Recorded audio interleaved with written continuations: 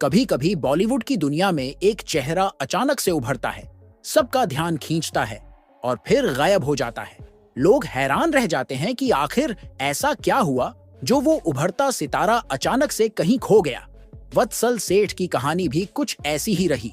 एक ऐसा अभिनेता जिसने जब पहली बार बड़े पर्दे पर कदम रखा तो हर किसी की नजरें उसी पर टिक गईं।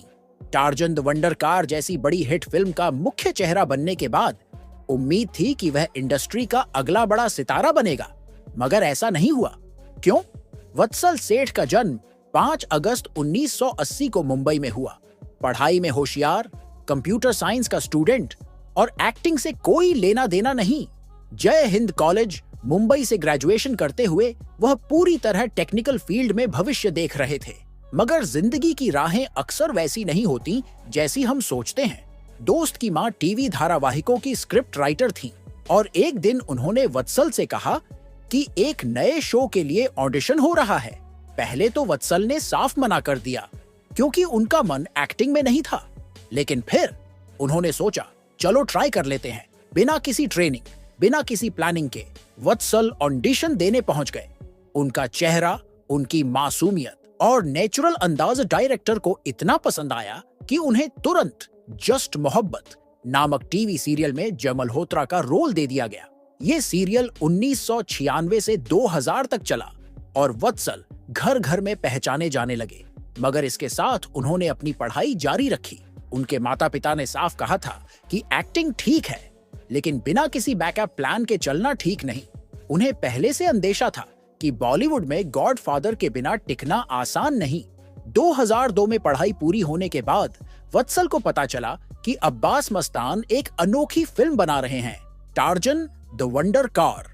यह कहानी एक लड़के और उसकी कार की थी जिसमें उसके पिता की आत्मा बस जाती है। ये स्क्रिप्ट वत्सल को बहुत दिलचस्प लगी और वह ऑडिशन देने पहुंच गए। अब्बास मस्तान को एक नए चेहरे की तलाश थी जो पहले से टीवी पर दिखा हो ताकि बेसिक एक्टिंग अनुभव हो। वत्सल की ऑडिशन और उनका टीवी बैकग्राउंड देखकर उन्हें तुरंत राज चौधरी के किरदार के लिए साइन कर लिया गया।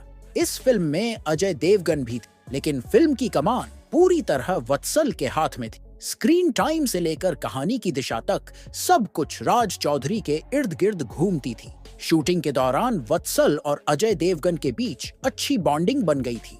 अजय देवगन उन्हें एक्टिंग टिप्स देते, उनके body language, dialogue delivery, camera angles पर काम करने की सलाह देते। वत्सल ने कई इंटरव्यू में कहा है कि अजय उन्हें एक बड़े भाई की तरह गाइड कर रहे थे। शूटिंग के बाद 2004 में जब फिल्म रिलीज हुई तो यह बॉक्स ऑफिस पर धमाका कर गई। फिल्म ने जबरदस्त कमाई की और वत्सल एक रात में स्टार बन गए। हर जगह उनके चेहरे की चर्चा थी। बच्चे, टीनेजर्स और यहाँ तक कि बड़े भी उन्हें पसंद करने लगे। मगर यहीं से उनकी मुश्किलें शुरू हुईं। कामयाबी के साथ अगर थोड़ा सा ईगो आ जाए तो इंडस्ट्री का रवैया बदलने में देर नहीं लगती। कहा जाता है कि टार्जन की सफलता के बाद अजय देवगन चाहते थे कि वत्सल उनके एक करीबी रिश्तेदार के साथ एक फिल्म करे ताकि उस नए एक्टर को भी वत्सल की फेम का फायदा मिल सके, लेकिन वत्सल ने इस प्रोजेक्ट को मना कर दिया। इसी फैसले ने शायद उनके करियर की दिशा ही बदल दी। कहा जाता है कि इसके बाद अजय देवगन ने वत्सल के करियर को नुकसान पहुंचाने की कोशिश की। कुछ लोग यह भी कहते हैं कि उस समय बॉलीवुड में नेपोटिज्म अपने चरम पर था। रणबीर कपूर, शाहिद कपूर जैसे स्टार किड्स को आगे बढ़ाने के लिए इंडस्ट्री में बाहर से आने वालों के लिए दरवाजे धीरे धीरे बंद होने लगे थे। वत्सल को फिल्मों के ऑफर तो आते थे, मगर कुछ ही दिनों में उन्हें किसी न किसी बहाने से बाहर कर दिया जाता। कभी कहा जाता कि किरदार के लिए आप फिट नहीं हैं, कभी कहा जाता कि हमें बेहतर चेहरा मिल गया। 2004 से 2008 तक वत्सल लगभग गायब हो गए। कोई फिल्म नहीं, कोई शो नहीं। 4 साल तक वह घर पर बैठे रहे, इंतजार करते रहे कि कब कोई उन्हें फिर मौका देगा। 2008 में उन्होंने नन्हा जैसलमेर नामक फिल्म साइन की जो 2009 में आई, लेकिन बॉक्स ऑफिस पर बुरी तरह फ्लॉप हो गई। इसके बाद हीरोज और पेइंग गेस्ट जैसी फिल्में आईं, लेकिन इनकी भी हालत वही रही। लगातार 3 फ्लॉप फिल्मों ने उनका मनोबल तोड़ दिया। जो डायरेक्टर्स कभी उन्हें बुलाते थे अब कॉल उठाना भी बंद कर चुके थे। फिल्मों में दरवाजा बंद होने के बाद वत्सल ने टीवी का रुख किया। 2014 में एक हसीना थी में शौर्य गोयनका का किरदार मिला, जो काफी सराहा गया। इस बार उन्होंने ग्रे किरदार चुना और दर्शकों ने भी उन्हें इस नए अवतार में पसंद किया। इसके बाद हासिल और ये रिश्ता है प्यार के जैसे शोज में नजर आए।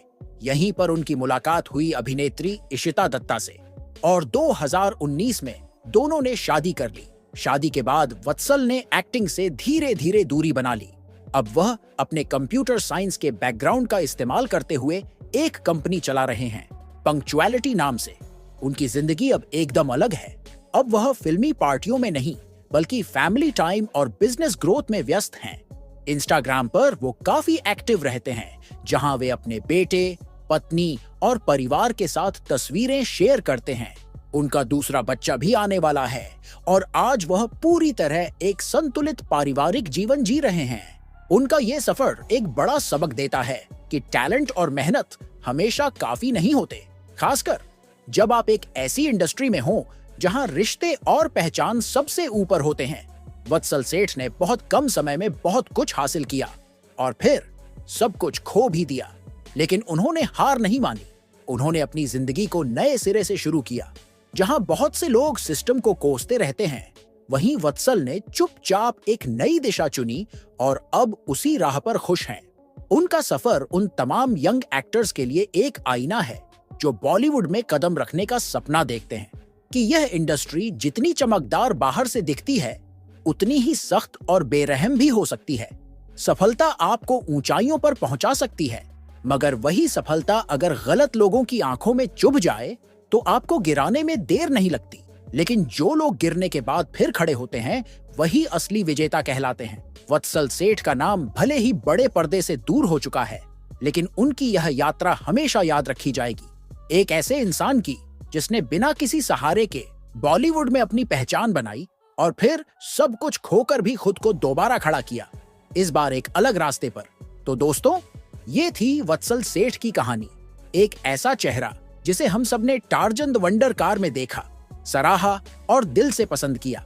लेकिन जब पर्दे के पीछे की सच्चाई सामने आती है, तब एहसास होता है कि सिर्फ टैलेंट और मेहनत से ही कोई मुकाम नहीं मिलता। कभी कभी हालात, राजनीति और पावर गेम भी आपकी किस्मत तय करते हैं। अगर आपने भी कभी वत्सल को स्क्रीन पर मिस किया है, तो कमेंट में रिस्पेक्ट फॉर वत्सल जरूर लिखें। आइए उनके जैसे कलाकारों को वो प्यार और सम्मान दें जो उन्हें सच में मिलना चाहिए। और अगर ये वीडियो आपको अच्छा लगा, आपकी आंखें खोल पाया या आपको कुछ सोचने पर मजबूर किया, तो इसे लाइक जरूर करें। आपके एक लाइक से हमें पता चलता है कि आप हमारे साथ हैं। इस वीडियो को अपने दोस्तों और परिवार के साथ शेयर करें ताकि और लोगों तक भी ये सच्चाई पहुंच सके। अगर आपके मन में वत्सल या बॉलीवुड के नेपोटिज्म को लेकर कुछ कहना है, तो कमेंट करके हमें जरूर बताएं। आपकी राय हमारे लिए बहुत मायने रखती है। और हाँ, अगर आप ऐसे ही रियल और दिल को छू जाने वाले कंटेंट को देखना चाहते हैं, तो चैनल को सब्सक्राइब करना न भूलें और साथ ही बेल आइकॉन दबा दें, ताकि अगली बार जब हम कोई ऐसी ही कहानी लाएं, तो सबसे पहले नोटिफिकेशन आपको मिले। आपका साथ ही हमारी सबसे बड़ी ताकत है। जुड़े रहिए, देखते रहिए। मिलते हैं अगले वीडियो में।